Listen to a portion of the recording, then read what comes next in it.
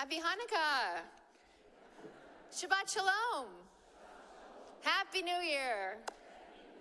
It's that time again when, in the tradition of Rabbi Fromm, we make predictions for the year ahead. But before Rabbi Fromm, there was Joseph. Joseph was the dreamer and the interpreter of dreams, a seer and prognosticator in his own right. And in this week's Torah portion, Mich, the Pharaoh has begun having dreams that he doesn't understand.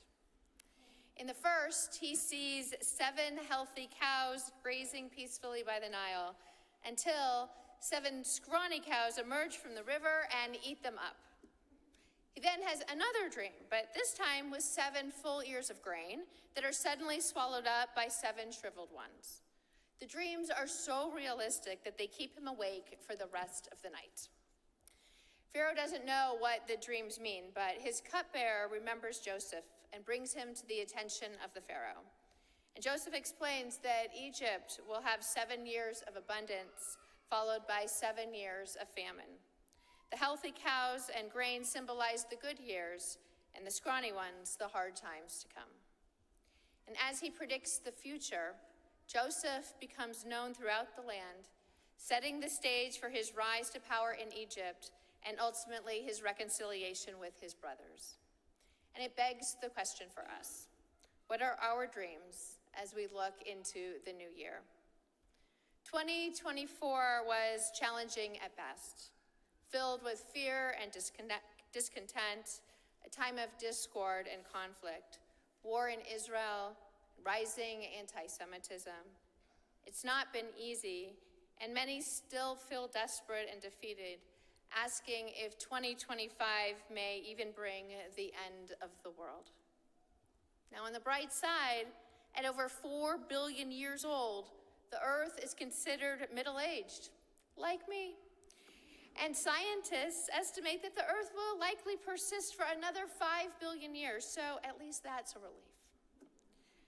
Really, it's just a little reminder of the need to be optimistic, especially when times are tough. The sun will come out tomorrow. But it isn't all wishful thinking.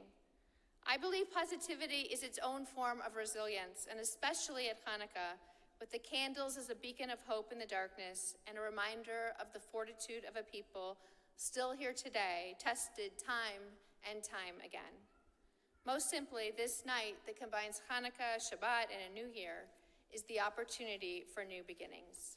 And if we are going to set resolutions and goals, we must be optimistic and forward-thinking.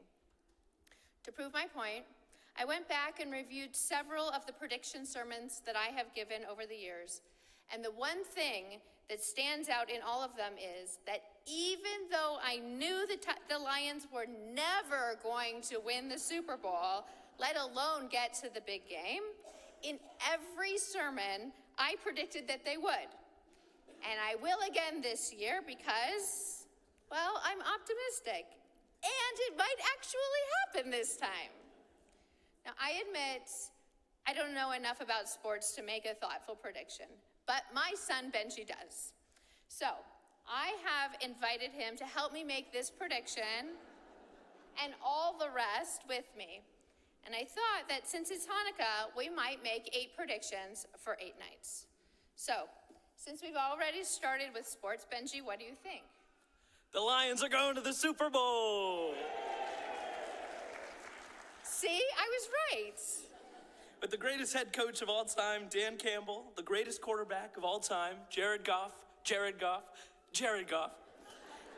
And with Hutchinson and Montgomery possibly making a return for the playoffs, we are unstoppable. Well, there you have it.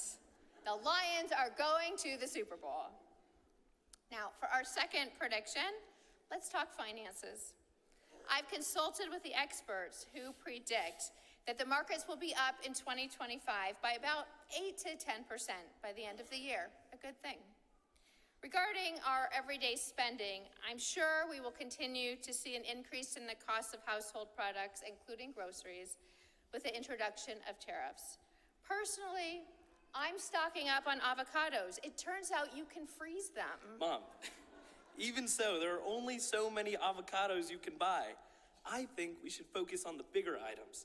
If you're in the market for new tech or a new car, some other major purchase, I suggest buying it now. Can I have a new car? No. A new phone? No. An avocado? Maybe. Let's move on. For the third prediction, I'm predicting that the movie Wicked is going to win the Oscar for Best Picture. But it only tells half the story. Maybe it'll win half an Oscar.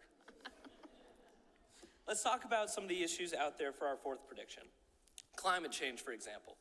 From what I can tell, there's only been 1 or 2 really cold days this winter, and hardly any snow. It turns out that 2024 was one of the warmest years on record, and I think that will continue for 2025.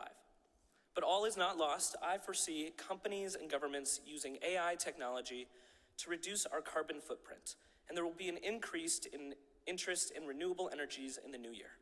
Okay, I like that. I also know that there's a lot that we can do at home to help reduce our carbon footprint too, like conserve energy, like turning off the light when you leave the room, or turning down the thermostat and putting on a sweatshirt, or replacing the toilet paper roll when it runs out. Why would that reduce our carbon footprint? Because I said so. All right, let's talk politics for our fifth prediction. I predict that Mu Dang will be elected Prime Minister of Thailand. Moo who? Wait, what? Mom, you're so out of touch. Don't you follow social media at all? Mu Dang is the baby pygmy hippo from Thailand who is taking the world by storm. She is the cutest and more popular than any human politician. Well, you might be right. Mu Dang has as good a chance as any, and she's pretty cute too. For our sixth prediction, I'm praying for peace in Israel and the Middle East. But a truthful, honest prediction, it breaks my heart to say that I don't think that it will come this year. I do predict that we will take down these chairs and the hostages will come home, but it will be at a cost. The Jewish story has always been about the strength of our identity, persevering and overcoming the odds against oppressors. But we've also dealt with a lot of internal turmoil and division too.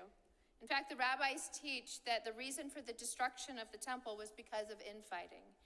After everything that has happened this year and the last 2,000 years, it's time to focus on finding Jewish common ground.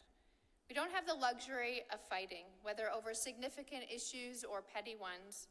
2025 is the time to remind ourselves that we are Jews, and that these flames are here to remind us to bring light to the world and rededicate ourselves to things that really matter. A seventh prediction unifies us as a people. Being stronger as a people helps us fight the anti-Semitism that's out there. Obviously, it is growing around the world. We're seeing it here at home in the US and in Europe. I was in Amsterdam a couple weeks before the violence against Israeli football fans and rioting started. And it was sobering to see how the hate that I see online can manifest in the real world.